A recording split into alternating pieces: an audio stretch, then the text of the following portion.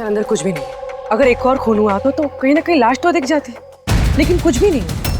ये भी तो हो सकता है कि लाश को मार के कहीं फेंक दिया या फिर जला दिया हो। एक मिनट, सीमेंट हो सकता है लाश को कहीं गाड़ दिया गया, क्योंकि कोमल के उस स्केच में सीमेंट का सॉल्यूशन था। तो कहीं वो एक काम करो, इस घर में पता करो ऐसी कौन सी जगह है जहां पे हाल ही में सीमेंट का काम हुआ है। चलो चलिए।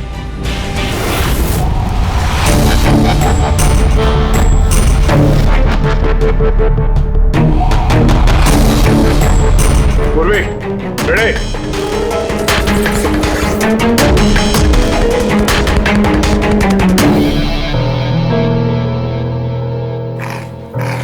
हाँ सर। ये दीवार बाकी की दीवार से एकदम अलग है। यहाँ पे ये प्लास्टर सब निकला हुआ है और ये दीवार एकदम साफ। इस दीवार में कुछ गड़बड़ है, ये दीवार तोड़नी पड़ेगी।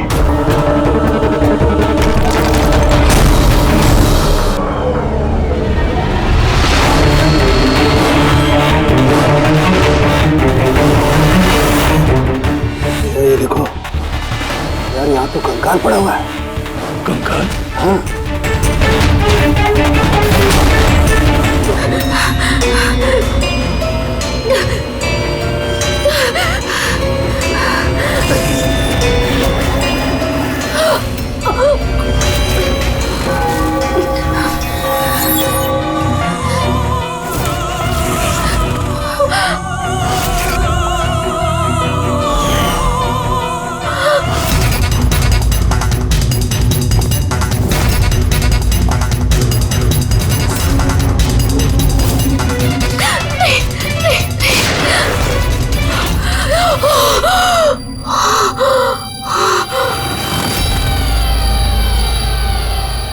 फिर वही सपना।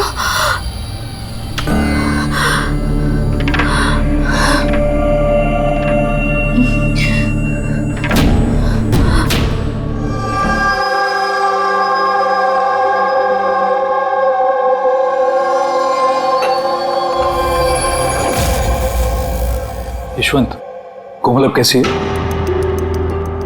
वैसी ही है, शांत। वही ड्राइंग्स, वही सपने। जब से इस ट्रिप से वापस आई है, पता नहीं फिर क्या हो गया। मुझे तो कुछ समझ नहीं आ रहा। रिलैक्स, ठीक हो जाएगी। पर कैसे ठीक हो जाएगी? 1 महीने से चल रहा है। सब ठीक हो जाएगा, मैं डॉक्टर को दिखाऊंगी ना। यार ये अंदिशा फोन क्यों नहीं उठा रही है? क्या हुआ? अन्वेषा और मुझे शाम को एक पार्टी में जाना था। मैं सवेरे से फोन ट्राई कर रही हूँ, फोन ही नहीं उठा रही है। अरे तो अभय को फोन करो ना। कोमल अभी कहाँ है? खार गई है, किसी आर्ट गैलरी में कुछ काम है उसको। अबे अन्वेषा कहाँ है? फोन क्यों नहीं उठा रही है? क्या क्या कब? मैं आ रही हूँ, ठीक है, मैं आ रही हूँ। अरे क्या हुआ? अन्वेषा कल से गायब है। What?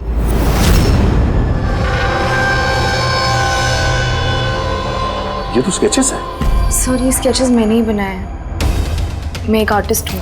अच्छा, अरे वाह। तो कुछ खास बात है इन स्केचेस में जो तुम इसे यहाँ लाई हो?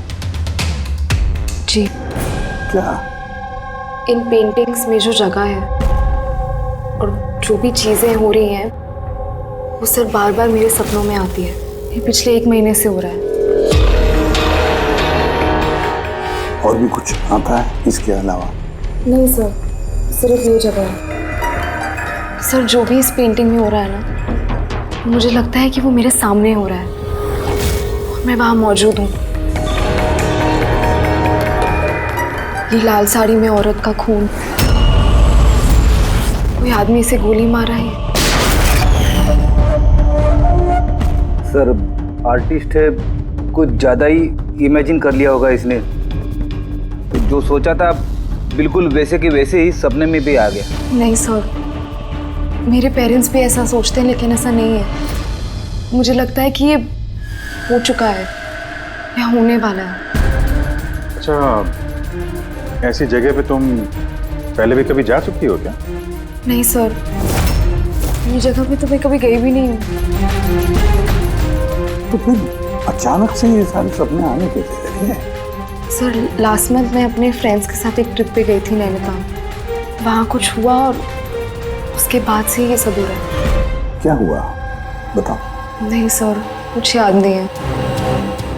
दोस्त कौन कौन थे वहाँ पे? सर मेरे 2 फ्रेंड्स थे, इला और राहुल। इला और राहुल। पूर्वी, कोमल से इला और राहुल के फोन नंबर्स ले लो, उनसे कांटेक्ट करो और कोमल को घर छोड़ दो। कोमल, क्या हम ये तुम्हारे इसकी चीजें, पेंटिंग्स रख लें? चलेगा? Thank you. Thank you sir. Okay, आइए। आइए।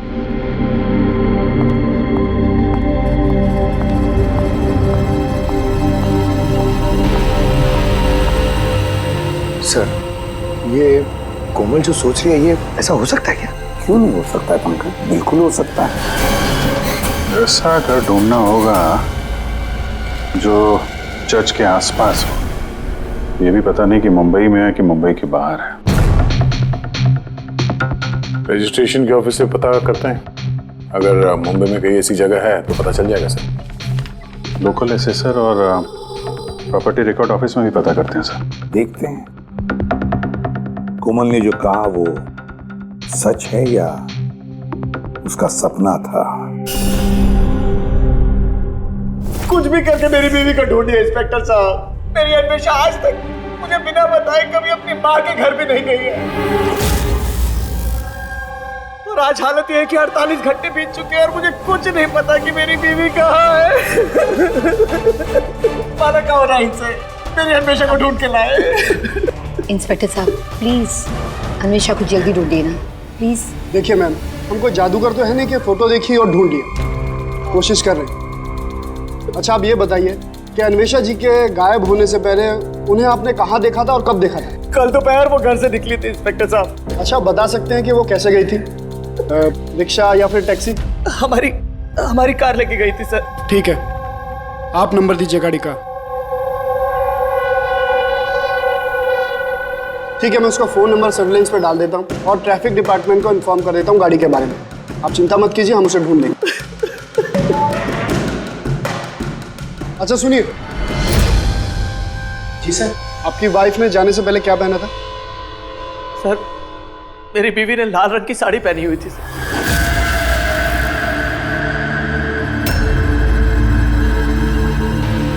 हाँ सर, वो हमें भी कैसे सपने के बारे में बोल रही थी। एक औरत थी लाल साड़ी में,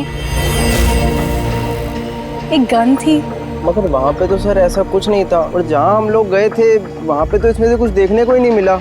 और तो पूरा टाइम वो हम लोगों के साथ ही है ना। अच्छा, ऐसे सपने उसे कब से आने शुरू हुए? मतलब ट्रिप में जाने से पहले या उसके बाद में? सर ट्रिप में जाने के 2 दिन बाद। क्या हुआ था 2 दिन बाद? सर वहाँ कुछ शिकारी थे, वो अचानक हमारे सामने आ गए और हम पे गन तान दी। और सर हम तो बहुत डर गए थे, और पता कोमल तो गन को देखकर इतनी डर गई थी कि वो थोड़ी देर के लिए फ्रीज हो गई थी और फिर बेहोश होकर नीचे गिर गई। उन शिकारियों ने तुम लोगों को तंग किया था? मतलब कुछ मारपीट या डराया धमकाया? नहीं सर, वो तो खुद ही हमें देख के डर गए थे। इनफैक्ट जब कोमल बेहोश हुई वो तो वहाँ से भाग ही गए।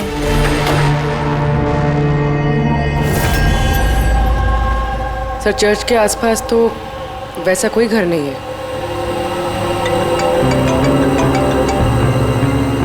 हेलो, कोशिश से काम नहीं चलेगा, समझे? रिजल्ट कहाँ है? Thank you sir. सर कह रहा था कि मार्केट एरिया में शायद ऐसा घर मिल जाए।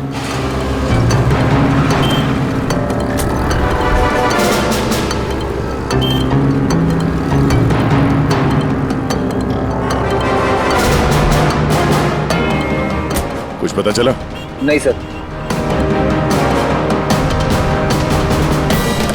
सर हाँ बोलो। सर ठीक ऐसे ही घर के बारे में पता चला जैसा हमें बताया गया था। कहाँ पे ये? पता नहीं, ये सब हो चुका है कि होने वाला है। अगर कोमल गन देख के डर के बेहोश हो गई और उसके बाद उसे ये सपने आने लगे, कहीं वो इस खून का हिस्सा तो नहीं थी? सर अभी तक तो ये भी समझ में नहीं आ रहा है, ये सब सच है या सपना?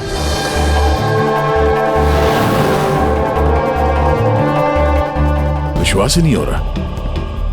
ठीक ऐसी जगह उस पेंटिंग में थी। सर कागजों में जो रिकॉर्ड है उसके हिसाब से इस जगह को झील महल कहते हैं। ये झील महल कोमल के सपने में क्यों आ रहा है? ऐसी क्या बात है इस जगह में जो ये जगह उसके सपने में आ रही है? अच्छा, इसके मालिक को बुलाया? हाँ सर, मैंने इसके मालिक को फोन कर दिया है।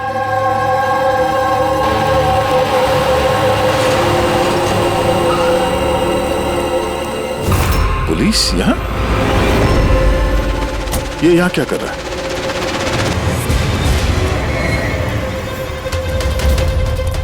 नमस्ते सर। सर आप यहाँ? हम यहाँ कुछ इन्वेस्टिगेट करने आए हैं, लेकिन तुम यहाँ क्या कर रहे हो? ये कौन है? सर मेरा नाम अभय है, मैं ही इस जगह का मालिक हूँ। हाँ सर। सर इनकी वाइफ अन्वेषा गायब है और उनकी गाड़ी यहाँ से 2 किलोमीटर दूर मिली है और उनका मोबाइल लोकेशन यहाँ ट्रेस हुआ है, इसलिए हम यहाँ आए। हम भी यहाँ एक मर्डर की तहकीकात करने आए हैं। शायद किसी औरत का खून हुआ यहाँ पे जिसने लाल साड़ी पहनी हुई थी। सर क्या बोला आपने?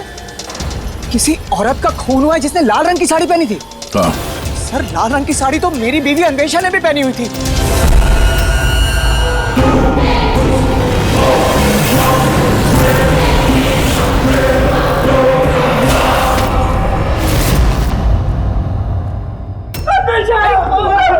क्या हो गया अन्वेषा?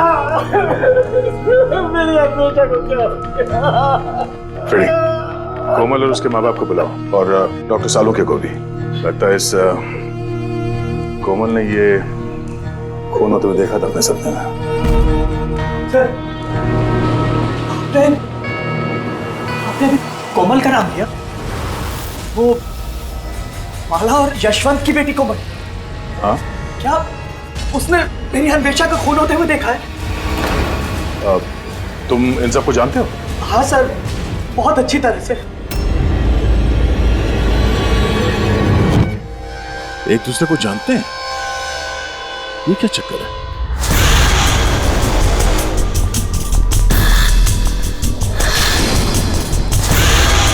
अबे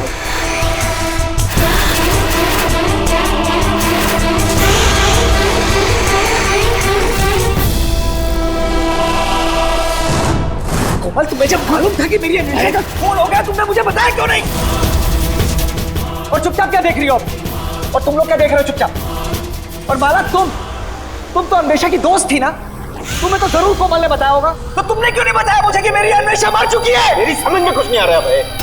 कोमल कैसे अन्वेषा को खून होते हुए देख सकती है, वो भी खून होने से पहले? मतलब क्या तुम्हारा? अभय, कोमल पिछले 1 महीने से एक सपना देख रही है, लाल रंग की साड़ी में किसी औरत का खून होते हुए। हमें लगा वो ऐसे बड़बड़ कर रही है।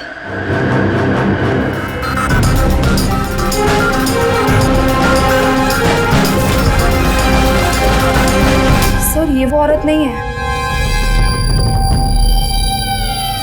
क्या?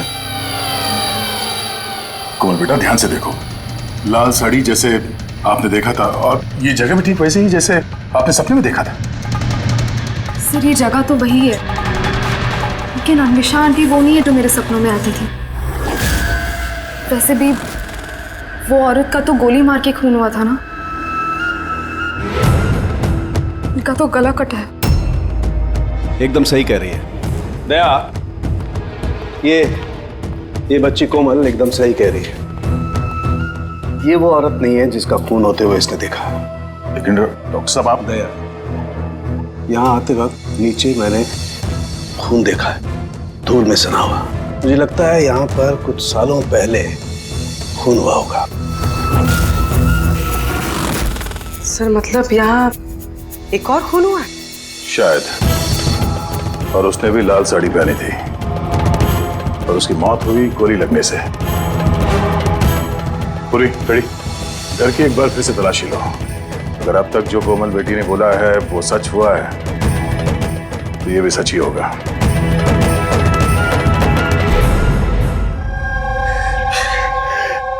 सर इस लड़की को सब कुछ मालूम है सर, मैं दावे से कह सकता हूँ, लेकिन इसने कुछ भी नहीं बताया हम लोगों को। 1 महीने पहले मुझे सपना आया था कि मैंने किसी औरत को मरते हुए देखा, बहाने बना दिए सर, ये एक्टिंग कर रही है। जरा पूछिए इससे कि किसने मारा है मेरी अन्वेषा को। अभय, कोमल ने सपने में जिस औरत को मरते हुए देखा वो अन्वेषा नहीं थी। नहीं सर, मैं नहीं मानता इस बात को।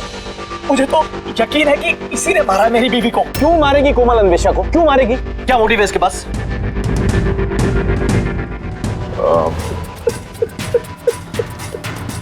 अबे आखिरी बार जब अन्वेषा से मिले थे, मतलब उस वक्त उसका बर्ताव कैसा था? किसी बात को लेके डिस्टर्ब थी वो? बर्ताव अजीब था कुछ उसका? हाँ जी सर, डिस्टर्ब थी सर वो। डिस्टर्ब थी किस बात को लेके? सर दरअसल अचानक हमारा बिजनेस बंद पड़ गया सर। बर्बाद हो गए हम लोग, कंगाल हो गए एकदम सर। अन्वेषा ने बोला कि सब ठीक हो जाएगा, अब है सब ठीक हो जाएगा। पैसे अरेंज करने वाली थी सर वो आज। पैसे?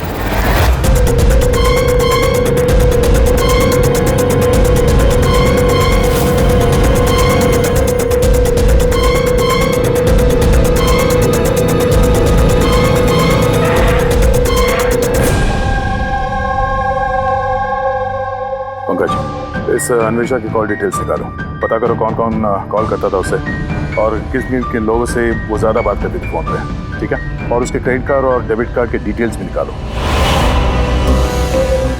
अन्वेषा का खून किसी पुराने अपराध से जुड़ा हुआ है। सर अंदर कुछ भी नहीं। अगर एक और खून हुआ तो कहीं ना कहीं लाश तो दिख जाती, लेकिन कुछ भी नहीं। ये भी तो हो सकता है कि लाश को मार के कहीं फेंक दिया या फिर जला दिया हो।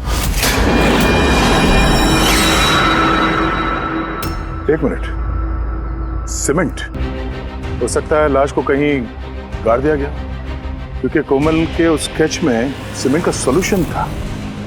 तो कहीं वो, एक काम करो, इस घर में पता करो ऐसी कौन सी जगह है जहां पे हाल ही में सीमेंट का काम हुआ है। चलो चलिए।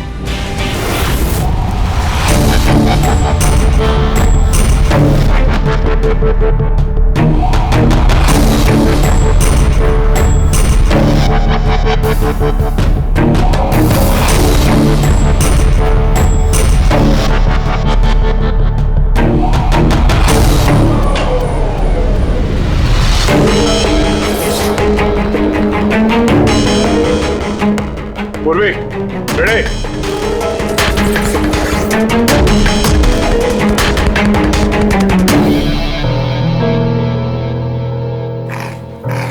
हाँ सर। ये दीवार बाकी की दीवार से एकदम अलग है। यहाँ पे ये प्लास्टर सब निकला हुआ है और ये दीवार एकदम साफ। इस दीवार में कुछ गड़बड़ है, ये दीवार तोड़नी पड़ेगी।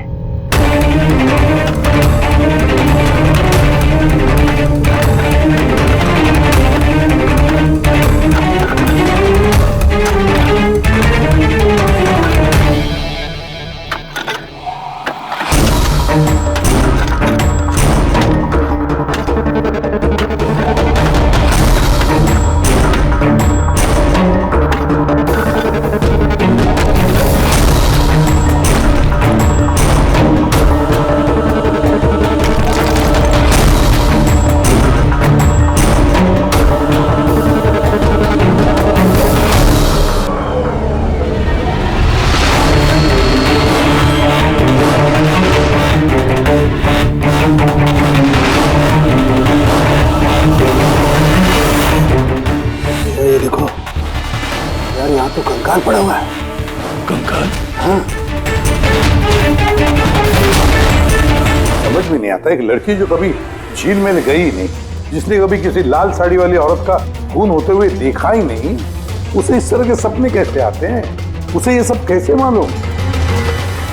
और हम उसकी बात को झूठा साबित नहीं कर सकते सर, क्योंकि उसने जो जो बोला है उसके सबूत मिले हैं हमें। क्या इसीलिए तो यकीन नहीं हो रहा है ना कि उसने ये अन्वेषा का खून होते हुए नहीं देखा? सर कोमल के डॉक्टर से बात की मैंने, तो उनका कहना है कि ऐसी दिमागी हालत में उसके साथ हम लोग रिग्रेशन सेशन नहीं कर सकते। रिग्रेशन सेशन नहीं कर सकते? क्यों? सर उनका कहना है कि उसकी तबीयत बिगड़ सकती है, दिमाग पे बहुत गहरा असर पड़ सकता है। मैंने पूछा उनसे कि हमें कैसे समझेगा कि उसने जो सपने की बात बताई है वो क्या है, उसने कैसे बताई? तो उन्होंने कहा इसे ल्यूसिड ड्रीमिंग कहते हैं। ये कोई मानसिक बीमारी नहीं है, कोई कल्पना नहीं है, बल्कि एक मानसिक स्थिति है। ल्यूसिड ड्रीमिंग, यार Sarangi, if I am not mistaken, lucid dreaming उसी को कहते हैं ना कि जब कोई आदमी सपने देखता है तो अपने सपनों से अनजान नहीं होता। यू आर राइट सर, इस केस में भी ऐसा ही हुआ है। ये एक सच्ची घटना है और ये लड़की इस घटना का हिस्सा है, इसीलिए उसे सपने आ रहे हैं। अगर ये लड़की इस घटना का हिस्सा थी तो फिर वो हमको बता क्यों नहीं रही है? वो ये क्यों बोल रही है कि वो उस जगह को नहीं जानती, उसने खून होते हुए नहीं देखा? यही तो प्रॉब्लम है दया, यही समझ में नहीं आ रहा है कि लड़की ऐसा कर क्यों रही है। ये कुछ छिपा भी रही है और बता भी रही है। एक बार इस कंकाल के बारे में पता चल जाए ना कि है कौन। बॉस, ये कंकाल एक औरत का है जिसकी उम्र 38 से 40 साल की है और कार्बन डेटिंग से पता चला कि ये कंकाल 10 साल पुराना है। क्या मतलब उसका खून 10 साल पहले हुआ? जो खून 10 साल पहले हुआ है उसका सपना ये कोमल अभी कैसे देख सकती है? ये कैसे पॉसिबल है सर? ऐसा ही हुआ है। तो बस इस औरत का खून हुआ है गोली लगने से। ये देखो यहाँ, ये पसलियों की हड्डी में यहाँ पर गोली लगी। और सर वो खून से सना हुआ जो उंगलियों के निशान मिले थे झील महल में, वो किसका था? वो भी इसी औरत के। डीएनए मैच कर लिया। तू फेस रिकंस्ट्रक्ट कर सकता है इस कंकाल का? हाँ, मैं कोशिश कर रहा हूँ बस। तो कुछ और बता दीजिए जिससे इस औरत के बारे में हम कुछ पता लगा सकें। हाँ, इसके दांतों से कुछ पता चल सकता है। बस ये औरत जिंजीवाइटिस की पेशेंट थी और इस बीमारी के पेशेंट अधिकतर अपने लिए एक जबड़ा, एक डेंचर बनवा करके रखते हैं। हालांकि 10 साल हो चुके हैं लेकिन फिर भी पता किया जा सकता है, शायद कभी इसने डेंचर बनवाया हो। एक काम करो, इस अभय और यशवंत के परिवार में देखो क्या कोई ऐसी औरत थी जिसे ये जिंजीवाइटिस की बीमारी थी। क्या बात कर रहे हैं ऑफिसर? कोमल ने जो सपने में खून होते हुए देखा था वो 10 साल पहले हुआ था, वो भी झील महल में। जी हाँ, और हमें लगता है कि कोमल उस वक्त वहां पे थी जब ये खून हो रहा था। ऑफिसर, 10 साल पहले कोमल 7 साल की थी। एक 7 साल की बच्ची वहां जाके क्या करेगी? वही तो हम भी जानना चाहते हैं कि एक 7 साल की लड़की यहाँ से 50 किलोमीटर दूर झील महल में पहुंची कैसे? अकेली तो गई नहीं होगी, किसी न किसी के साथ ही गई होगी ना। ऑफिसर, जब कोमल छोटी थी तो हमारे साथ बाहर जाती थी और मुझे याद नहीं पड़ता कि मैं कभी उसे झील महल लेके गया हूँ। वैसे भी झील महल 15 साल से बंद पड़ा हुआ है। और कभी कभार वो बेलिंडा के साथ घूमने जाया करती थी। बेलिंडा कौन है? बेलिंडा कोमल की नैनी थी, उसी ने उसका देखभाल किया है। अब कहाँ है वो? 9 साल पहले उसने काम छोड़ दिया। उसका एड्रेस, फोन नंबर कुछ तो होगा आपके पास? जी हाँ, देती हूँ। ये ड्राइवर कब से आपके पास? पुराना है? जी हाँ, है। कब से काम कर रहे हैं? कई सालों से काम कर रहे हैं सर। कभी कोमल मैडम को झील महल लेके गए हो? नहीं सर। Yes sir. जी वहीं पे हैं सर। अच्छा, ओके ओके सर। या मिस्टर यशवंत, आपको अभी हमारे साथ चलना होगा। कहाँ?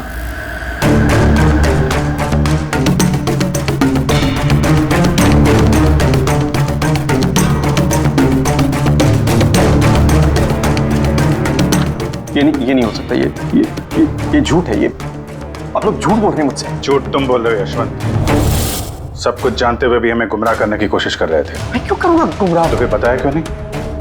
कोमल ने जिस औरत का खून होते हुए देखा था उसे तुम जानते थे? सर, मैं नहीं जानता था कि कोमल ने जिस औरत का खून होते हुए देखा है वो उसकी माँ है, कल्पना।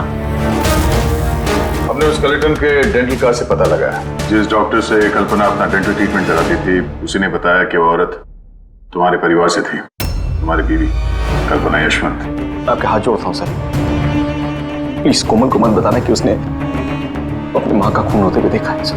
प्लीज, वो टूट जाएगी सर। ठीक है, तो फिर सच्चाई क्या है वो तो बताओ। तुम्हारी बीवी का खून किसने किया और क्यों? और ये बात तुमने हमसे छुपाई क्यों? मुझे नहीं पता सर। मैं सिर्फ इतना जानता हूँ कि कल्पना बहुत साल पहले मुझे डिवोर्स देकर वो मुझे छोड़कर चली गई। क्यों? उसको किसी से प्यार हो गया था सर। बस 3 साल की कोमल को मेरे पास छोड़कर चली गई। तब से कोमल को माला संभाल रही। कोमल जानती है कि माला उसकी सौतेली माँ है? नहीं जानती हो।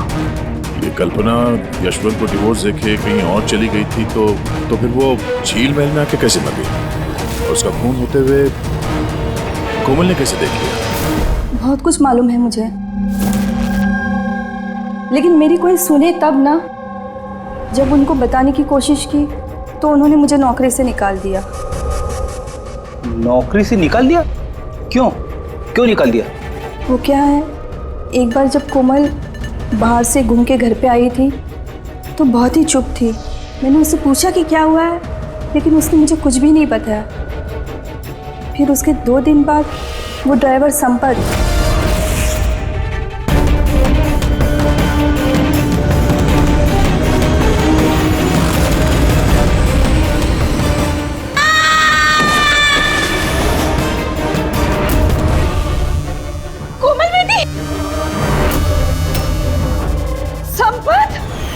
गिरने की वजह से उसके सर पे चोट लगी और वो अपनी याददाश्त खो बैठी।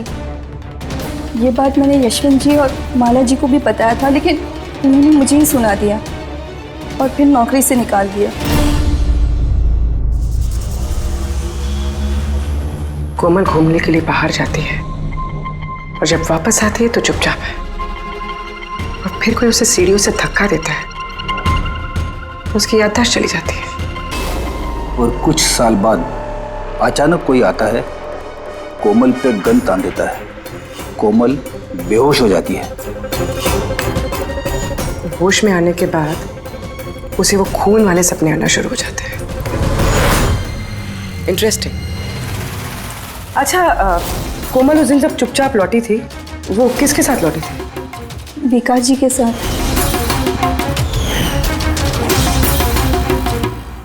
जहाँ कल्पना का खून हुआ था 10 साल बाद ठीक वैसे ही कपड़े पहने हुए अन्वेषा का वहां पे खून हो जाता है।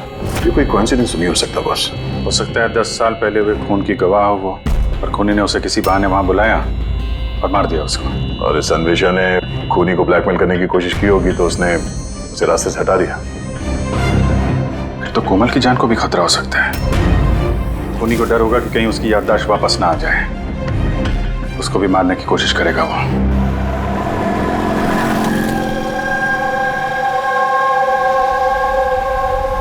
अरे मम्मी ने कहा था ब्यूरो जाना है, पापा वहाँ है, तुम तो कहीं और ही लेके जा रहे हो।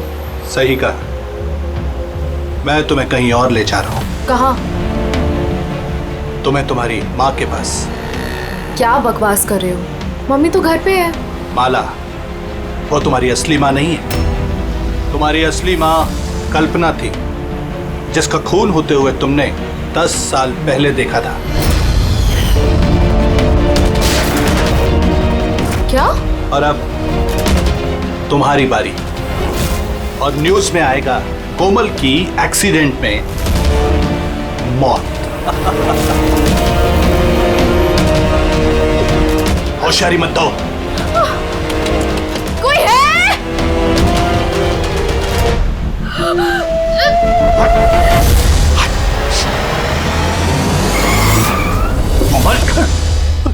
सीआईडी। चल इधर निकल, चल। कोमल को घर छोड़ दो। किसके कहने पे कर रहा है ये? हैं? बोल। हाँ? विकास साहब। क्या हो गया विकास? कुछ बोलो ना भैया, थोड़ा जल्दी करो। क्या हुआ इनको? पता नहीं क्या हो गया सर, ये ऑफिस से आए मीटिंग से और ऐसे बेहोश हो गए। ले जाओ, जल्दी ले जाओ। जल्दी करो ना भैया। इसको तो जहर दिया गया। अब इसको किसने जहर दिया? हम सोच रहे थे कि विकास ही खूनी है, पर विकास ही शिकार बन गया। मतलब खूनी कोई और ही है। कौन? सर, कहीं यशवंत तो नहीं? बीवी छोड़ के भाग गई थी तो बदला लेने के लिए धोखे से झील महल में बुला लिया उसे और मार दिया। माला भी हो सकती है। उसे डर लग रहा होगा कि ये कल्पना वापस ना आ जाए, इसलिए रास्ते से हटाने के लिए मार दिया माला ने। और अन्वेषा को क्यों मारा? सर, अभय और यशवंत ये एक साथ बिजनेस कर रहे थे। शायद अन्वेषा को कुछ पता चल गया होगा जो उसे नहीं जानना चाहिए था, तो मुंह बंद कर दिया उसका भी हमेशा हमेशा के लिए। इन सारे सवालों का जवाब जानने के लिए एक तरीका है। क्या क्या सर? कोमल का साइको एनालिसिस, रिग्रेशन टेस्ट करते हैं कोमल का। 10 साल पीछे ले जाते हैं उसे, जब वो 7 साल की थी, और फिर सवाल करते हैं उससे, देखते हैं क्या जवाब मिलता है। मगर सर, सभी साइकेट्रिस्ट, सारों के साथ सबने मना किया उसके साथ ऐसा टेस्ट नहीं करने के लिए। खतरा हो सकता है उसके लिए सर। अभिजीत, करना है तो करना ही है, बस फिर देखा जाएगा। किसने मारा उस औरत को बेटा? हाँ कोमल?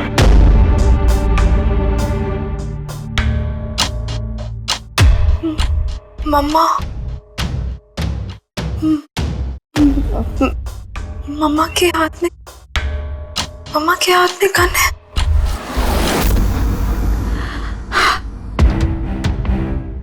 ये सुनने से पहले मैं मर क्यों नहीं गई? जिस बेटी को मैंने इतना प्यार दिया, वो आज मुझ पर इल्जाम लगा रही है। ये इल्जाम नहीं है मैडम, हकीकत है। ये सब झूठ है। क्या किया मेरी बेटी के साथ? क्या किया आप लोगों ने? हाँ, माना कि मैं सौतेली माँ हूँ, पर मैंने उसे सगी माँ से ज्यादा प्यार दिया है। तो फिर आपकी सौतेली बेटी आप इल्जाम क्यों लगा रही है? ऑफिसर, मुझे नहीं पता कोमल मुझ पे क्यों इल्जाम लगा रही है, मुझे नहीं पता। मैंने सपने में भी कोमल के बारे में कभी बुरा नहीं सोचा, कभी नहीं। किसने मारा उस औरत को झील महल में 10 साल पहले?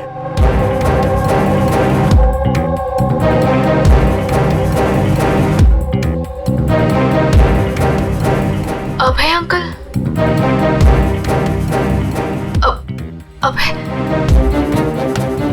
अभय अंकल के हाथ में गन।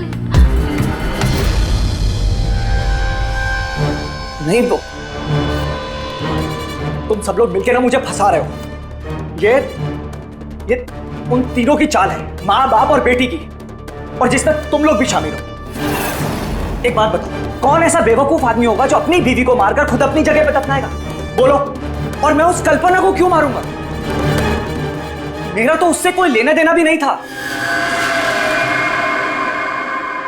कोमल, 10 साल पहले झील महल में तुमने किसे देखा था? किसने मारा उस औरत को? पापा। मैंने पापा को देखा। पापा एक गन के साथ है। झूठ बोल रही है कोमल। वो मुझे वहां कैसे देख सकती है, जबकि मैं न्यूयॉर्क जा रहा था, मैं फ्लाइट में था। उसने विकास को देखा होगा झील महल में। यशवंत जी, तुम्हें कैसे पता चला कि विकास झील महल में था और उसी ने कल्पना को मारा? फंस गए ना? हैं? हमने कोई रिग्रेशन का सेशन नहीं किया कोमल के साथ। ये तो बस एक नाटक था, सच उगलवाने का, और तुमने सच बता ही दिया। हैं? चलो अब ये भी बताओ, क्यों मारा तुमने कल्पना को? क्यों मारा? कल्पना वापस आना चाहती थी। उसके वापस आने से एक तो मैं माला को खो देता, और दूसरा कल्पना की सारी प्रॉपर्टी जो कोमल के नाम पे थी मेरे हाथ से निकल जाती। कैसे बाप हो तुम? दुनिया का हर बाप अपनी औलाद के लिए जायदाद इकट्ठा करता है, और तुम तो अपनी बेटी की जायदाद हड़पने निकले। वाह, मैं कोमल का असली बाप नहीं हूं। क्या? मैंने कल्पना से सिर्फ उसकी प्रॉपर्टी के लिए शादी की थी। कोमल दरअसल कल्पना की पहली पति की बेटी है, और ये बात सिर्फ मैं और कल्पना ही जानते थे। और कुछ समय साथ में रहने के बाद कल्पना ने तुम्हें तलाक दे दिया। तलाक देने के लिए मैंने एक शर्त रखी थी उसके पास। मैंने कहा था कि डिवोर्स पेपर पर तभी साइन करूंगा जब वो मुझे सारी प्रॉपर्टी दे देगी। पर वो बहुत चालाक निकली। उसने उल्टा शर्त रखा, कहने लगी कि तो सारी प्रॉपर्टी कोमल के नाम कर देगी। जब तक मैं कोमल का ध्यान रखूंगा तो जायदाद मेरी होगी। और वो कोमल को छोड़कर चली गई किसी और के साथ। और 2-3 साल बाद अचानक उसका फोन आता है कि वो वापस आना चाहती है मेरे पास, कोमल के पास, कोमल के प्रॉपर्टी के पास। मारा कैसे कल्पना को तुमने? मैंने अपने पुराने दोस्तों को इकट्ठा किया, विकास, अन्वेषा, मेरा ड्राइवर संपत को, और कल्पना को प्यार से फोन किया और उसे बताया कि वो झील महल आ जाए, कुछ इंपॉर्टेंट बातें डिस्कस करनी है। और कल्पना झील महल में आई और तुमने उसे मार दिया। मैंने नहीं मारा, विकास और अन्वेषा ने मारा। मैं तो न्यूयॉर्क के फ्लाइट में था। कि कोमल बीच पे कहां से आ गई? उसने खून होते हुए कैसे देख लिया? बहुत जिद्दी लड़की है। विकास जब झील महल के लिए निकल रहा था तो कोमल ने जिद पकड़ ली कि वो भी चलेगी साथ। बस मजबूरन उसे लेकर आना पड़ा। विकास ने उसे एक आइसक्रीम दिलाई और उसे कहा कि तुम गाड़ी में ही बैठो। पर विकास गाड़ी का दरवाजा लॉक करना भूल गया और कोमल पीछे पीछे आ गए और उसने सब कुछ देख लिया।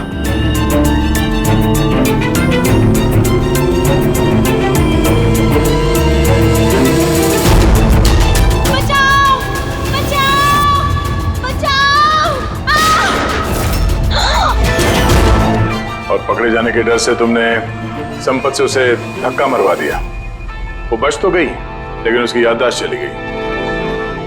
उसके याददाश्त चले जाने से हमारा रास्ता साफ हो गया और हमारा डर भी खत्म हो गया।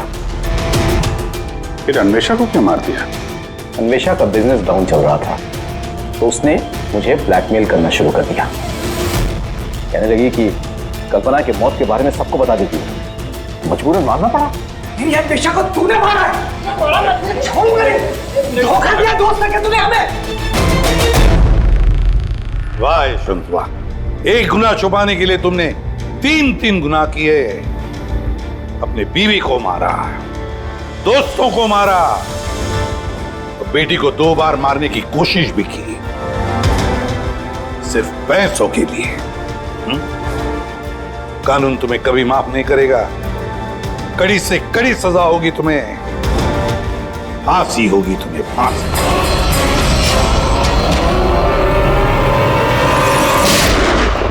पैर पे भी गोली मारी है, हाथ पे भी। ये बॉडी सबसे पहले किसने देखी थी? सर मैंने देखी थी। आज सुबह जब 9 बजे मैंने ऑफिस खोला तो देखा टोनी सर की लाश पड़ी है। तभी मैंने आपको फोन किया। आप? सर मैं रीटा, टोनी सर की सेक्रेटरी। ये टोनी इस कंपनी के अकेले मालिक थे या आप कोई और भी पार्टनर था? नहीं सर, अकेले ही मालिक थे टोनी सर। तो इनके बाद नेक्स्ट सीनियर ऑफिसर कौन है कंपनी का? Sir Rohit sir. रोहित? जी सर, मैं ही इस कंपनी का CEO हूँ। किस चीज़ की कंपनी है ये? सर हम टॉक्स और सिक्योरिटीज में डील करते हैं। सर उनकी बेल्ट और जूते देखिए सर, इतने बड़ी कंपनी के CEO ये पहन के आएंगे ऑफिस? तो रोहित जी क्या चल रहा है आजकल शेयर का भाव? सर वो एक्चुअली सर आज मेरी नींद जरा देर से खुली थी तो मैं अखबार या इंटरनेट पर चेक नहीं कर पाया। अच्छा, तो आपकी कंपनी का कौन सा अच्छा स्टॉक है जो बढ़िया परफॉर्म कर रहा हो? उसके बारे में कुछ बताइए। क्या नाम है उसका? सर वो याद नहीं आ रहा सर। तो आप लोग बताइए स्टॉक के बारे में, एक भी स्टॉक का नाम बताइए आप लोग।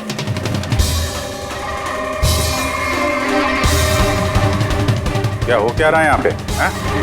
सर सच में तो हम में से कोई भी यहाँ पे काम नहीं करता है। काम नहीं करता? क्या मतलब क्या है? मतलब सर हम सब लोग एक्टर्स हैं।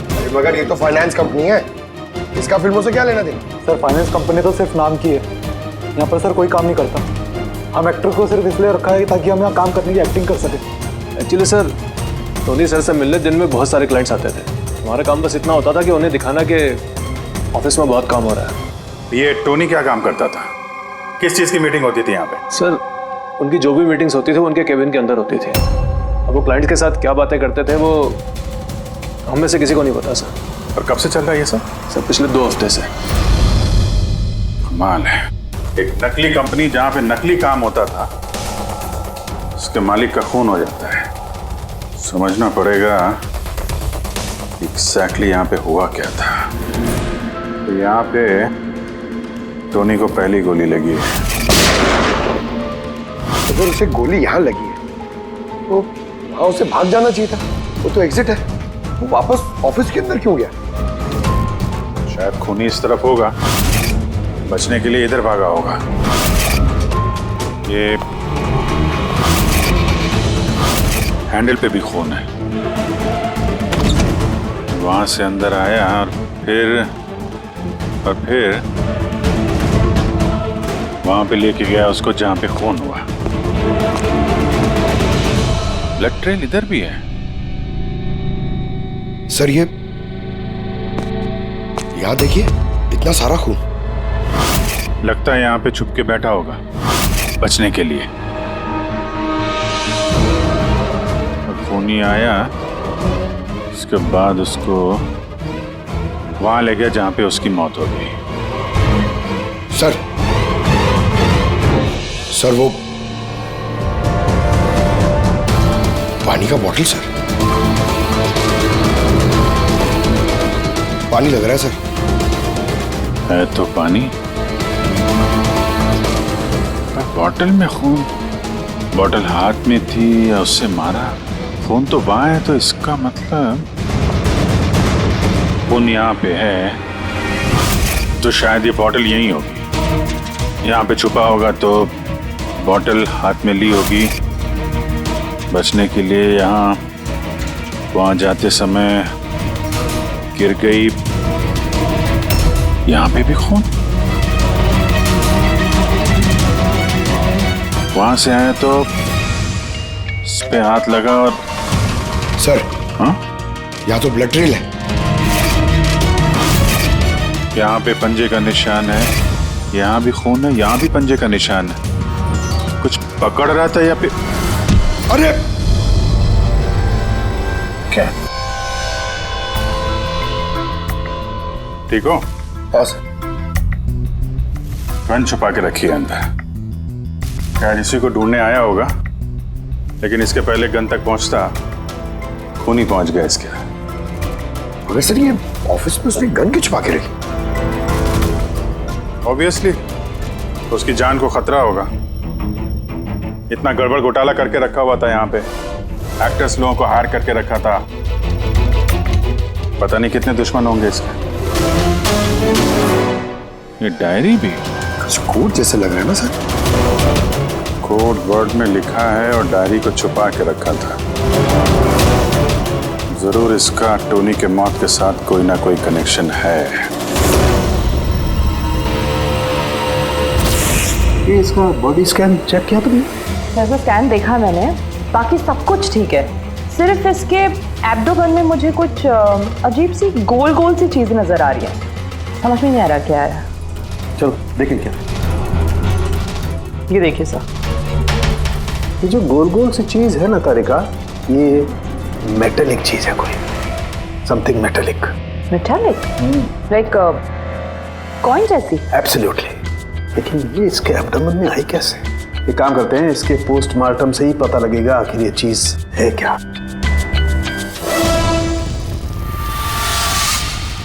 यार सालुंखे, टोनी के पेट में से ये 5 सिक्के निकले?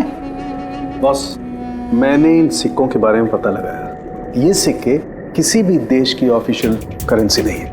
मगर सर, कोई अपनी मर्जी से ये सिक्के क्यों खाएगा?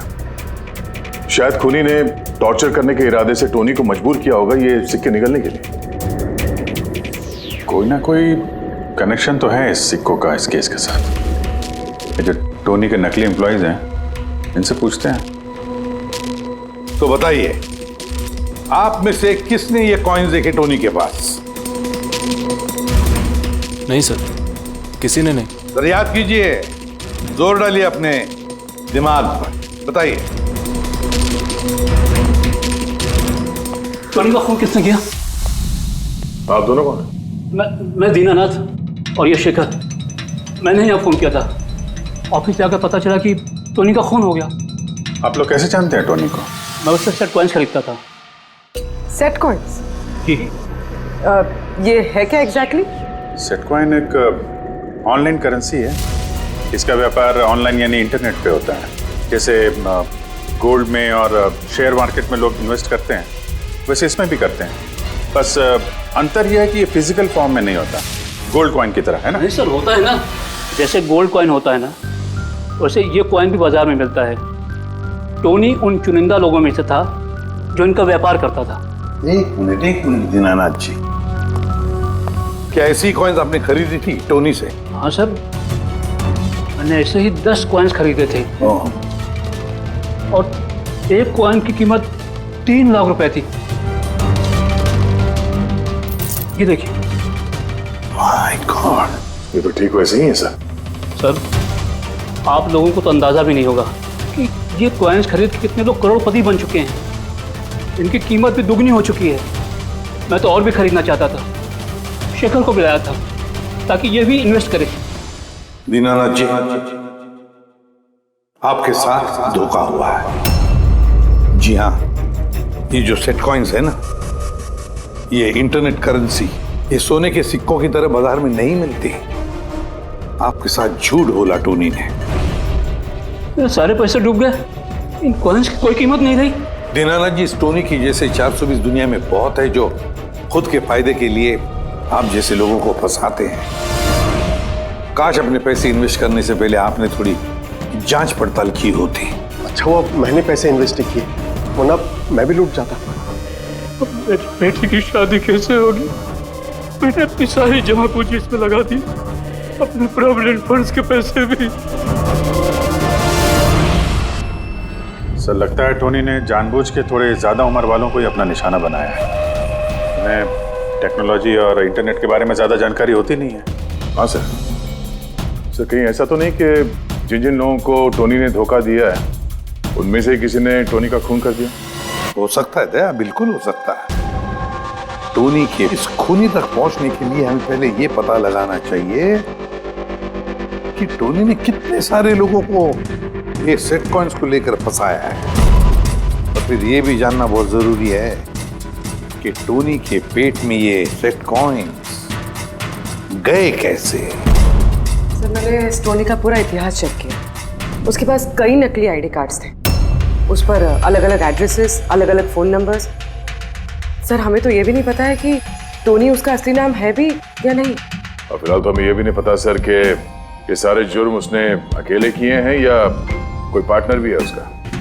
यानी जो कोड क्रैक हो जाए ना, वो कोड जो टोनी के ऑफिस वाले डायरी में मिला था, बहुत सारे सवालों का जवाब मिल जाएगा। सर, एक कोड क्रैक करने वाले एक्सपर्ट को हमने कांटेक्ट किया है। शायद बहुत जल्दी इसका हल निकाल लेगी वो। और ये जो टोनी का सारा ऑफिस स्टाफ आया था, ये जो एक्टर्स उसके ऑफिस में काम करते, उनको कैसे पता चला इस टोनी के बारे में? सर, एक अशोक नाम का कास्टिंग डायरेक्टर है, उसी ने ये सारे एक्टर्स भेजे थे टोनी के ऑफिस में। बस तो मिल लो इस अशोक से, मिल लो। सर, कॉमेडी, रोमांस, हर इमोशन एकदम कूट कूट कर भरा है उसमें। क्या नहीं चलेगा? अच्छा ठीक है सर, मुझे थोड़ा टाइम दीजिए, मैं भी भेजता हूँ। ठीक है सर, ठीक है। अरे अशोक जी, मेरी फोटो भेज दीजिए ना। एक्शन, कॉमेडी, रोमांस, सब में नंबर 1 हूं मैं। देखो भाई, तुम हीरो तो बन नहीं सकते, एक कॉमेडियन का रोल है, करोगे? कॉमेडी? और हाँ, तुम्हारे चेहरे में मुझे एक कशिश दिखती है। एक आर्ट फिल्म के लिए मेरी बात चल रही है, तुम एक काम करो, एक ऑडिशन दे दो उसके लिए। अच्छा, क्या रोल रोल रोल क्या है? रोल एक पुलिस वाले का है। अरे ये तो मेरे बाएं हाथ का खेल है। पुलिस वाले का रोल करने का तो बड़ा एक्सपीरियंस है मुझे। एक्सपीरियंस है पुलिस वाले के रोल का? अरे रोज ही पुलिस वाले का रोल करते हैं। आप ये देखिए, ये सीआईडी असली है क्या? असली है, और जिस जेल में तुझे लेके जाएंगे ना, वो भी असली है। जेल? अब बजी दिमाग की घंटी। नहीं, कौन है ये? कौन है ये? हा? इसको एक्टर सप्लाई किए थे ना तूने, ऑफिस में काम करने की एक्टिंग करने के लिए, भूल गया तू? सर आपको जरूर कोई गलतफहमी हुई है। देख, सीआईडी के सामने एक्टिंग करेगा ना तो बहुत भारी पड़ेगा तुझे। यही 11 एक्टर भेजे थे ना तुमने टोनी के पास? हाँ याद आया, भेजा था मैंने, लेकिन सर काम करने की एक्टिंग के लिए नहीं भेजे थे, बल्कि टोनी ने मुझसे ये कहा था कि वो एक शॉर्ट फिल्म बना रहा है और उसको कुछ स्ट्रगलिंग एक्टर चाहिए। जो एक्टर तूने भेजे थे ना, उसका इस्तेमाल करके उसने बहुत बड़े घपले किए हैं। सर ये बात मुझे कैसे पता चलेगी? सर पूरे 12 में से किसी भी एक्टर ने मुझे ये बात नहीं बताई सर। 12? सर उसकी ऑफिस में तो 11 लोग थे, ये 12वां कहां से आ गया? अच्छा, वो जो एक्टर भेजे थे उनकी लिस्ट दिखाना जरा। जी सर।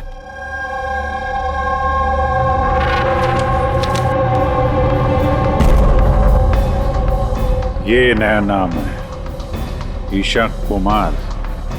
ये नहीं थी उस वक्त वहां पे, ये कहां गायब हो गई?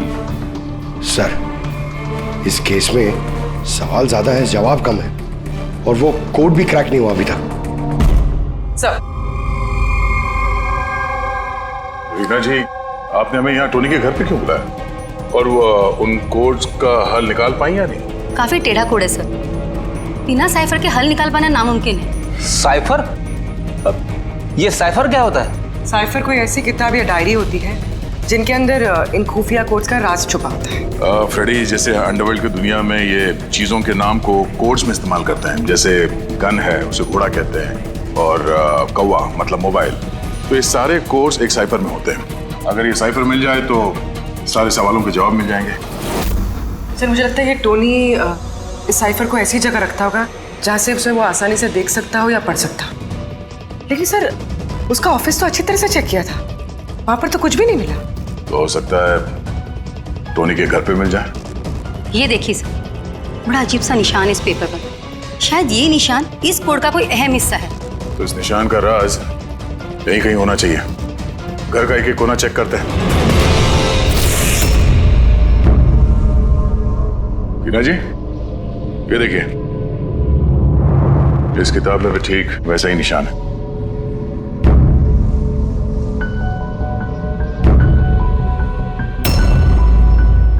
सर यही तो साइफर है।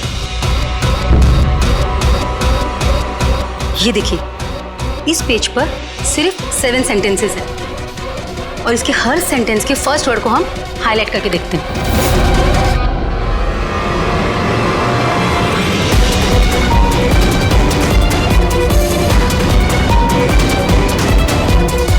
ये सीजर का क्या होता है?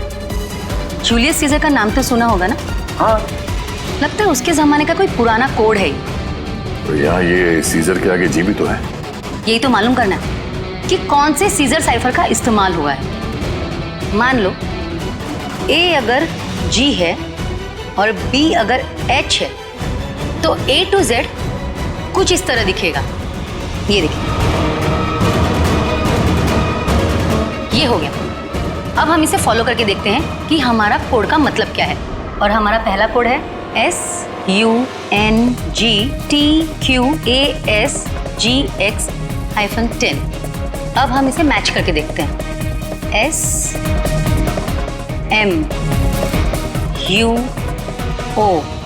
NHAN।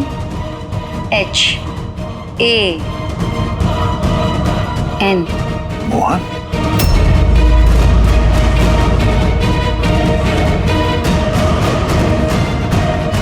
आपके पहले कोड का मतलब है मोहन कुमार 10। सर, इस मोहन कुमार नाम का तो कोई आदमी है ही नहीं इस केस में। अगर है ना तो ढूंढना पड़ेगा। ये बाकी के सारे जो कोड हैं उनको भी डिकोड करते हैं।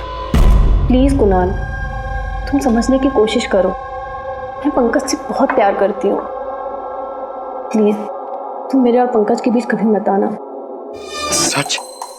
तुम मुझसे इतना प्यार करती हो? Cut cut cut. कौन हो आप लोग? बीच में आगे पूरा शॉट खराब कर दिए। एक मिनट। आप लोग शॉट बाद में लीजिएगा, हमें ईशा जी से कुछ बात करनी है। CID मुझसे? प्लीज चलिए आप लोग प्लीज। ये फोटोग्राफ देखिए। टोनी, इसे पहचान दिया आप? इसका खून हो गया। क्या? मगर कैसे? ज्यादा ओवर एक्टिंग करने की जरूरत नहीं है, कैमरा ऑफ है। तुम बताओ कैसे खून हुआ इसका? मैं कैसे बता सकती हूँ आपको इसका खून कैसे हुआ? जिस वक्त इसका खून हुआ सारे नकली एम्प्लॉय उसके ऑफिस में थे, सिवाय तुम्हारे। कहाँ थी तुम? नकली एम्प्लॉय? कौन से नकली एम्प्लॉय? सर ये आप लोग क्या बात कर रहे हैं? मुझे तो कुछ समझ में नहीं आ रहा। टोनी ने तुम लोगों को हायर किया था ना उसके ऑफिस में क्लर्क की एक्टिंग करने के लिए। उसने तो मुझे अपनी मंगेतर का रोल प्ले करने के लिए पैसे दिए थे, वो भी बस एक दिन के लिए। मंगेतर का? हाँ सर, उसके माँ बाबूजी आए थे उससे मिलने और वो उन्हें दिखाना चाहता था कि वो शादी करने वाला है और वो अपनी जिंदगी में बहुत खुश है। उसने तुमको तो बताया होगा ना अपने माँ बाप के बारे में, सारी इन्फॉर्मेशन दी होगी। जी हाँ, बहुत कुछ बताया था ताकि कुछ गड़बड़ ना हो जाए और मुझे याद रहे कब कौन से डायलॉग बोलने हैं। उसके माँ बाप के बारे में जितनी भी इंफॉर्मेशन है तुम्हारे पास, एक एक चीज सब हमें बताओ। Thank you sir. Codes decode हो गए। हर कोड से एक नाम मिला है और नाम के आगे एक नंबर। जरूर ये वो लोग हैं जिनको टोनी ने सेट कॉइन्स बेचे थे, और ये नाम के आगे जो नंबर है इसका मतलब है किसके पास कितने सेट कॉइन्स हैं। जैसे ये मोहन ने ये 10 सेट कॉइन्स खरीदे थे, चिराग 6, विजय कुमार 8, एक्सेट्रा एक्सेट्रा। मतलब खूनी इनमें से ही कोई एक है? लगता तो ऐसे ही है। इन सारे बारातियों को ब्यूरो में बुलाओ सेट कॉइन्स के साथ। सर, मैंने टोनी को नहीं मारा। आपने मुझे बताया तब तो मुझे पता चला कि टोनी का मर्डर हो गया। कल रात तुम कहाँ थे? कल रात मेरे सर में दर्द था तो मैं कल रात 10 बजे ही सो गया था सर। अच्छा, और कौन है आपके घर में? मेरे घर में बस मैं हूँ सर, और मेरा एक बेटा है जो विदेश में नौकरी करता है। मैंने तो अपने रिटायरमेंट फंड के 15 लाख लगाए थे इसमें। अब मुझे ये समझ में नहीं आ रहा है कि ये मुझे कैसे वापस मिलेंगे। गन रखते हो ना तुम? सर, मेरी गहनों की दुकान है, सिक्योरिटी एंड प्रोटेक्शन के लिए मुझे अपने पास गन रखनी पड़ती है सर। सर, सब कुछ तो आपको बता चुका हूँ, अब मैं आपको और क्या बताऊँ? जब तक खूनी पकड़ा नहीं जाता हम तो सवाल पूछेंगे। इस डायरी में उन लोगों के नाम लिखे हुए हैं जिन्होंने उससे वो कॉइन्स खरीदी थी, सेट कॉइन। उन लोगों के नाम और जितने भी कॉइन्स खरीदे थे वो सब, पूरा का पूरा रिकॉर्ड इसमें है। और इसमें जो जानकारी है उससे हम ये पता लगाएंगे कि आखिर आप लोगों में से वो खूनी कौन है। किसने कितने कॉइन खरीदे, इससे ये कैसे पता चलेगा खूनी कौन है? आसान है। खूनी ने अपने कुछ सिक्के गुस्से में आकर टोनी को निगलवा दिए। अब इस बही खाते के हिसाब से जिसके पास भी कम सिक्के निकलेंगे वही हमारा खूनी है। चलिए आप सब लोग अपने अपने सेट कॉइन्स के सिक्के गिनती करवाइए।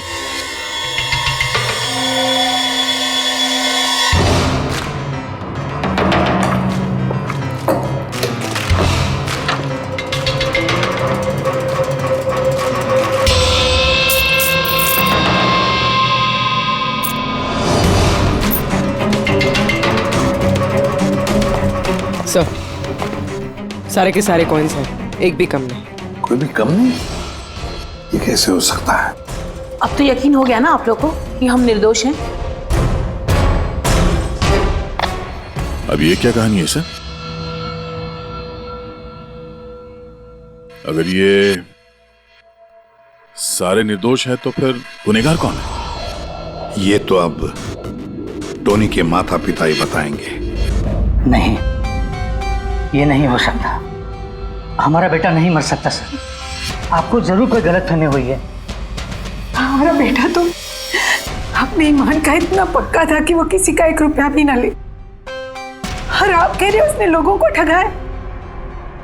मैं जानता हूं ये किसी भी माँ बाप के लिए सुनना आसान नहीं है, पर क्या टोनी की किसी के साथ कोई दुश्मनी थी? हाल फिलहाल में कोई लड़ाई झगड़ा हुआ हो? कैसा झगड़ा सर? वो तो इतना बिजी रहता था कि उसे हमसे मिलने का भी समय नहीं होता था। 3-3, 4-4 महीने बाद घर आता था वो। मिलने नहीं आता था? मतलब कि उसने कई जगह पर अपने ऑफिस खोल रखे थे। कहाँ और कहाँ पे ऑफिस था इसका? दिल्ली, पुणे।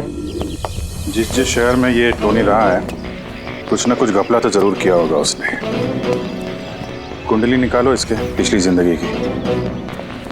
सर, सर दिल्ली और पुणे के police officers video conference call पे। गुड।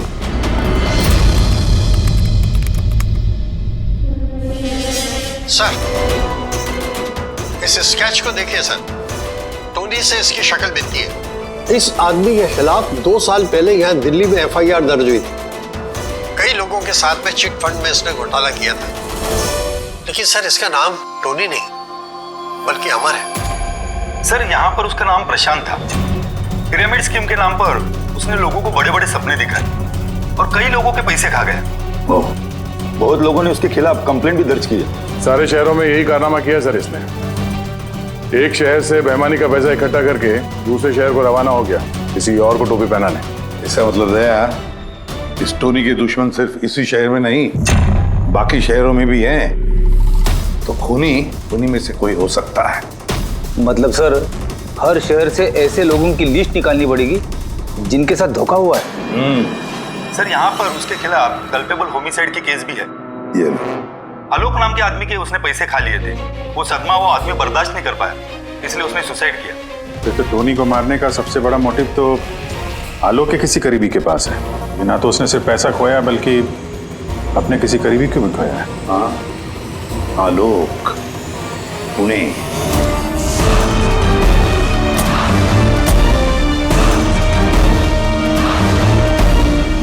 लगता है आलोक की बीवी सरिता घर पे नहीं है सर। हाँ गया, आज सुबह से नहीं है। आज का पेपर और दूध। पंकज सर, जाके जरा पड़ोसियों से पूछताछ करो। Excuse me. जी, मैं ऑफिसर पंकज हूँ, CID मुंबई से। हेलो सर, मैं पूनम। हेलो, ये सरिता यहाँ रहती हैं? ये हाँ, कहीं हाँ। गई हुई है बाहर, आपको पता है? वो तो नहीं पता। क्यों, कोई प्रॉब्लम हो गई है? इनके घर की कोई एक्स्ट्रा चाबी होगी आपके पास? जिस तरह से घर के अंदर ये सामान बिखरा पड़ा है, ऐसा लगता है कि कल रात यहाँ पे कुछ हुआ था। हुआ तो था जरूर दया, कुछ न कुछ तो हुआ था। ये देखो, खून के निशान। ऐसे लग रहा है जैसे किसी को घसीट के यहाँ से ले जाया गया। सर, कहीं किसी ने सरिता का किडनैप तो नहीं कर लिया? पूनम, हाँ सर। सरिता को आखिरी बार कब देखा था तुमने? सर, रात के 2 बजे जब मैं नाइट शिफ्ट से घर वापस आई। उस वक्त शायद सरिता जाग ही रही थी क्योंकि यहाँ पे टीवी चल रहा था। उसके घर के आसपास किसी को देखा, कोई आया हो उनसे मिलने के लिए? कुछ और तो नहीं, पर हाँ, एक वाइट कलर की वैन थी जो घर के बाहर खड़ी थी, पर सुबह वो वहाँ नहीं थी। तो उस वैन को पहले भी कभी देखा था यहाँ आसपास? नहीं, कभी नहीं। अच्छा, उसका नंबर याद है, नोट किया था? नंबर तो नहीं नोट किया, मैंने ध्यान नहीं दिया। अच्छा, तुमने कुछ शोर शराबा या झगड़ा वगैरह सुना उस वक्त? हाँ, आवाजें तो आ रही थी जोर जोर से, पर मुझे लगा कि शायद सरिता जाग रही है, टीवी देख रही है, तो मैंने उतना ध्यान नहीं दिया। अच्छा पूनम, ये जो तुमने लड़ाई झगड़े की आवाजें सुनी, कितने बजे थे? यही करीब 3 बज रहे होंगे। 3 बजे? तो सरिता का किडनैपिंग 3 बजे हुआ था। तो डेफिनेटली ये सरिता का किडनैपिंग और टोनी का मर्डर, इन दोनों का आपस में कोई ना कोई कनेक्शन है सर। 100% दया, कनेक्शन 100% है, पर इससे पहले कि सरिता को कुछ हो जाए उसे हमें बचाना होगा। और पंकज सर, ये व्हाइट वैन, सफेद वैन जो पूनम ने अभी अभी बताया, उस वैन की पूरी इंफॉर्मेशन चाहिए हमें, पूरी की पूरी इंफॉर्मेशन।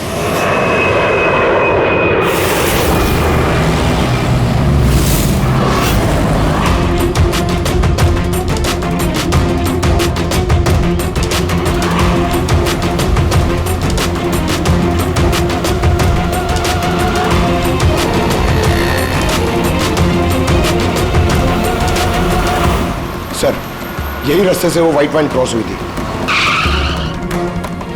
ये रास्ता तो आगे हाईवे नंबर 15 से जाके मिलता है। कहीं ऐसा तो नहीं कि किडनैपर्स इस सरिता को शहर से बाहर ले गए हो? सर नहीं सर, क्योंकि वो आगे जो टोल नाका है उसमें गाड़ी क्रॉस नहीं हुई है। तो फिर जरूर किडनैपर ने सरिता को टोल नाका और सिग्नल के बीच में कहीं छुपा के रखा। तो सर, इस सिग्नल और टोल के बीच में कोई तो रास्ता होगा जो अंदर जाता है, और शायद किडनैपर्स का अड्डा वहीं कहीं आसपास होगा। हाँ, चलो देखते हैं कोई रास्ता है क्या।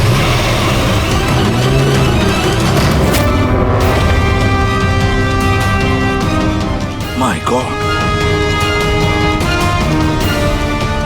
सरिता। सर अंदर कोई नहीं है। तुम ठीक हो? सर लगता है खूनी गाड़ी लेके बाहर, मैं देखता हूं सर।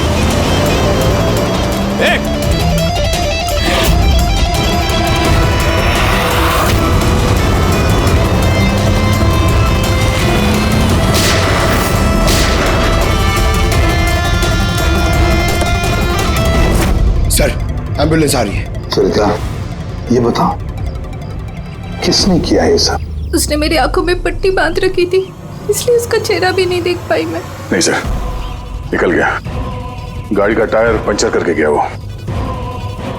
सरिता बताओ क्यों किया होगा ये सब उसने? सर उसको मेरे पति आलोक का फाइनेंशियल रिकॉर्ड चाहिए था, पता नहीं क्यों। पर तुम्हारे पति आलोक अब इस दुनिया में नहीं रहे ना? हाँ सर, उन्होंने आत्महत्या कर ली थी क्योंकि किसी फ्रॉड ने उन्हें धोखे से लाखों रुपए लूट लिए। पर वो पैसे भी उनके नहीं थे सर, उन्होंने किसी से कर्जा लिया था, पर कर्जा ना चुकाने की वजह से उन्होंने सुसाइड कर ली सर। अब ये क्या चक्कर है सर? ये किडनैपर को आलोक के फाइनेंशियल रिकॉर्ड्स में इतनी दिलचस्पी क्यों होने लगी? पंकज, यार इस किडनैपर को दिलचस्पी इसलिए कि मुझे तो लगता है कि ये किडनैपर, ये खूनी भी वही है जिसने आलोक को पैसे दिए थे। अब जैसे उसे पता चला कि आलोक इस दुनिया में नहीं रहा तो प्रॉब्लम आया, पैसे वसूल किससे करे। उसे पता चला कि आलोक का सारा पैसा टोनी के पास है, तो उसने टोनी को खत्म कर दिया और फिर खुद पर इल्जाम ना आए सारे सबूत मिटाने के लिए उसने सरिता को फोन किया और उसे पूछा कि आलोक का सारा फाइनेंशियल रिकॉर्ड कहां पर है। कौन हो सकता है ये? सरिता सर, एक काम कर सकती हो? हाँ सर। आलोक की फाइनेंशियल रिकॉर्ड्स हमें दे सकती हो? यार ये मुजरिम जो भी कोई है हमसे पहले यहाँ पहुंच गया और देखो लगता है सारे सबूत जलाकर राख करने की कोशिश की है उसने। बस सर उस कंप्यूटर के साथ कुछ करना दिया हो जिसमें आलोक के फाइनेंशियल रिकॉर्ड्स हैं। तो फिर देखो जरा कोई कंप्यूटर या लैपटॉप वगैरह मिलता है क्या? सर हाँ, लैपटॉप मिल गया। वंडरफुल। सर आलोक फाइनेंशियल फाइल। गुड। अब इसकी फाइल ओपन करने की कोशिश करो, जरूर उसमें उसके कर्जदारों की लिस्ट मिलेगी हमें। खुल गया सर। इससे तो कई सारे लोगों से कर्जा लिया है सर, और सबसे ज्यादा कर्जा दिया है इस शेखर ने। शेखर? कहीं वही शेखर तो नहीं जो दीनानाथ के साथ हमसे मिलने आया था? मैं दीनानाथ ये शेखर। हाँ सर वही है। तो विद्या, इस शेखर का पिंजरे में जाने का वक्त आ गया। वो सफेद वैन तो मिल गई सर, पर शेखर का अभी तक कुछ पता नहीं चल पाया। सर शेखर भले ही खून करके भाग गया हो, लेकिन ज्यादा दूर नहीं जा पाएगा। फिर भी कुछ ना कुछ तो गड़बड़ जरूर है इस केस में। पता नहीं क्यों, लेकिन सही नहीं लग रहा है मुझे। क्या हुआ सर, आपको कुछ और लग रहा है क्या? अभिजीत जरा सोचो, ये सरिता का किडनैप होना, उसके बाद में हमें बड़े आसानी से वो सफेद वैन मिलना, लावारिस पड़ी हुई, उसके बाद में आलोक की फाइनेंशियल रिकॉर्ड जिसमें शेखर का भी नाम है, वो भी बड़े आसानी से मिले हमें। हाँ सर, वो फाइनेंशियल रिकॉर्ड लैपटॉप के डेस्कटॉप पे ही था। यही तो मैं कह रहा हूँ दया, गड़बड़ है। हालांकि ये ऐसे फाइनेंशियल रिकॉर्ड्स अलग से फोल्डर में होने चाहिए, पासवर्ड प्रोटेक्टेड होने चाहिए ना। सर लेकिन अगर हमें वो सुराग मिल रहे हैं तो ये तो अच्छी बात है ना। नहीं पंकज, हमें सुराग मिल नहीं रहे हैं, सुराग हमें दिए जा रहे हैं एक के बाद एक, एक के बाद एक। इसीलिए तो मैं कह रहा हूँ ना, गड़बड़ है, कुछ ना कुछ तो गड़बड़ जरूर है। हमें गुमराह करने की कोशिश हो रही है। टोनी के बारे में आपको जो कुछ भी याद है जरा डिटेल में बताइए। बात करने में, लोगों को बड़े से बड़े सपने दिखाने में बहुत अच्छा था ये टोनी। ऐसे किसी से घुल मिल जाता था केवल 2 मिनट में कि जैसे आपको लगे कि दुनिया में उससे अच्छा आपका कोई दोस्त है ही नहीं। और हाँ सर, आलीशान पार्टीज वगैरह रखी थी उसने अपने इन्वेस्टर्स के लिए। उन पार्टीज की तस्वीरें हैं आपके पास? सर हाँ सर, पूर्वी ने ये फोटो भेजी है, सस्पेक्ट के घर से मिली है। अच्छा, तो ये है वो इस पूरे खेल के पीछे। मतलब शेखर भी इसी के कब्जे में होगा सर? इसका फोन ट्रैक करो, शेखर की जान को खतरा है, शेखर को बचाना होगा।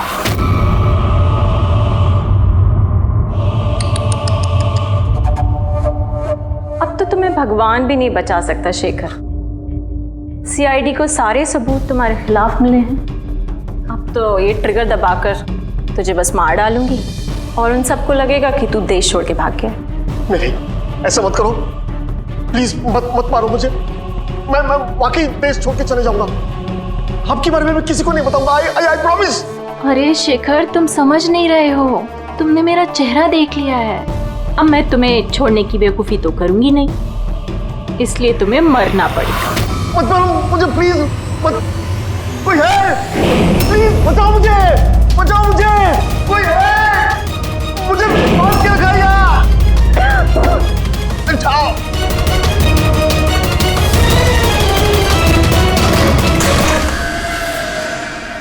उठ उठ।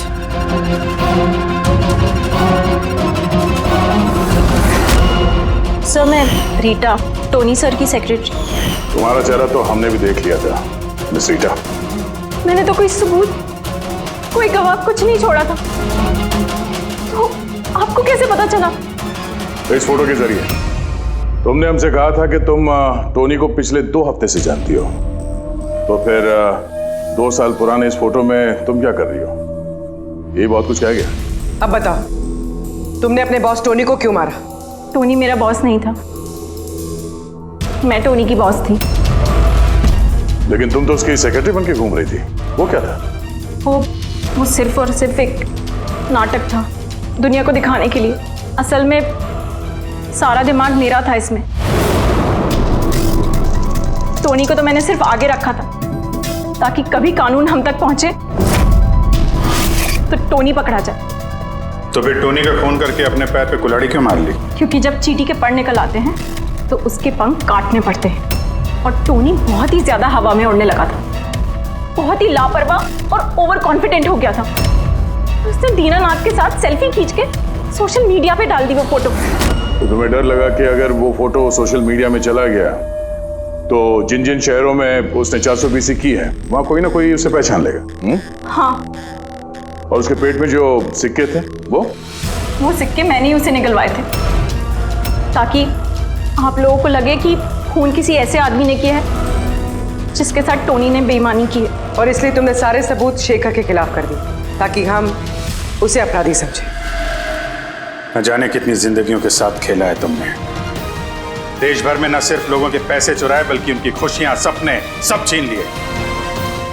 कड़ी से कड़ी सजा मिलेगी तुम्हें इस जुर्म के लिए। सीआईडी के और भी मजेदार और सस्पेंस से जुड़े एपिसोड्स को देखने के लिए हमारे चैनल को सब्सक्राइब करें और बेल आइकॉन दबाना ना भूलें।